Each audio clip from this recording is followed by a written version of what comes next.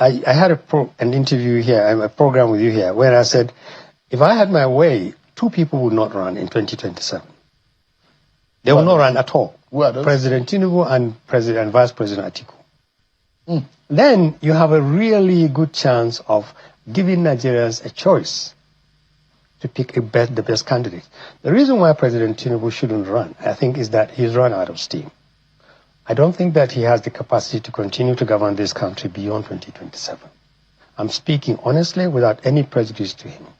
Let me ask you a simple question before you scroll past this video. If your father is very sick, weak and tired, will you still force him to carry a heavy load for 4 more years? That is exactly what we are doing to Nigeria. I want to let you know that 2027 is not for politics, but for the survival of Nigeria. If we make the wrong choice again, this time around, Nigeria may not survive it. That man is Nigeria, and the heavy load is bad leadership. My people, Nigeria may not survive another 4 years of the same old politics beyond 2027 if we do not change direction. This is not about tribe, religion, or hatred. It is about truth, capacity, and the future of our country. Let us be honest with ourselves. Nigeria is not an easy country to govern. This is one of the most complex countries in the world. In the area of insecurity, hunger and anger, unemployment, weak currency, broken institutions, and angry Nigerian youths. Leading Nigeria is not a part-time job, neither is it a ceremonial job or something you manage from abroad. It requires strength, energy, clear thinking, and constant attention. Now, ask yourself this simple question. Can people who are already tired, weak, and struggling physically truly handle this kind of prayer? That is the simple question Nigeria must answer before 2027. Let us stop playing the air. By 2027, President Bola Ahmed Tinubu will be 75 years old, heading towards 76 officially. Atiku Abubakar will also be in his late 80s. I am not trying to insult this old group of people, but they know they are tired. They are only wasting Nigerian people's time to their advantage. Age is not a crime, of course, but age comes with limits and limitations. We see it every day around the world. We see leaders sleeping during meetings. We see leaders constantly traveling for medical reasons. We see leaders who no longer have the strength to follow events hour by hour. Nigeria does not need a president who is always tired. Nigeria does not need a president who is always abroad. Nigeria does not need a president whose body is fighting him every day. This country is bleeding. We don't need a weak doctor. Let me say this clearly. The presidency of Nigeria is not a retirement plan. It is not a place to collect pension until the grave. Leadership is about sacrifice. There comes a time in every leader's life when the most patriotic thing to do is to step aside.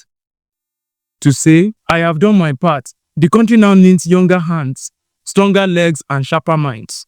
Sadly, that spirit is missing in our politics. Personal ambition has become bigger than Nigeria. Sometimes the most impossible things are the best correct things as well. You'll be in your late 70s, 80s, whatever. You're challenged by so many things. And the country is becoming increasingly more and more difficult to govern. And you can imagine the U.S. has the leverage. You hear stories that the U.S. is descending advice about who should be our vice president. We'll take a Christian, later don't go with a Muslim. I know they sound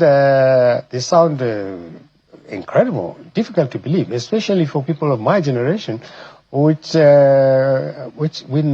remember when Nigeria would look at America and say, I won't use an impolite word, but we would tell them where to go and sit, and Britain and Europe. And suddenly now we have become so low that they're not only throwing bombs in our country, but they are also choosing for the president. A respected voice recently said something very powerful. He said, if I had my way, 2 people would not run in 2027. Why?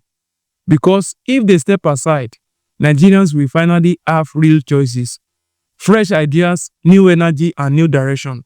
He explained that Tinubu has achieved his ambition. Atiku has tried many times.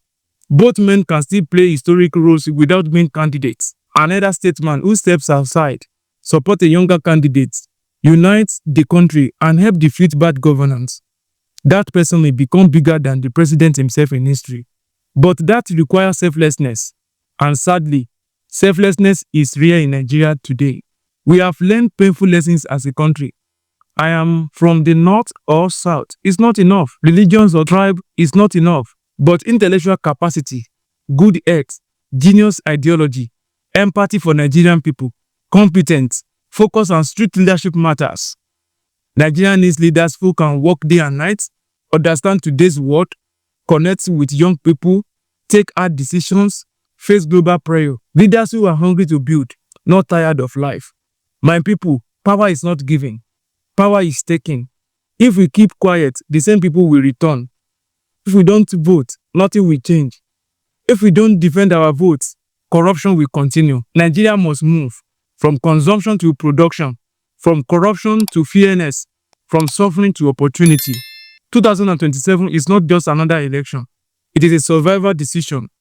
Drop your thoughts in the comment section if you do agree or disagree with me. Like this video, share it, subscribe if you haven't.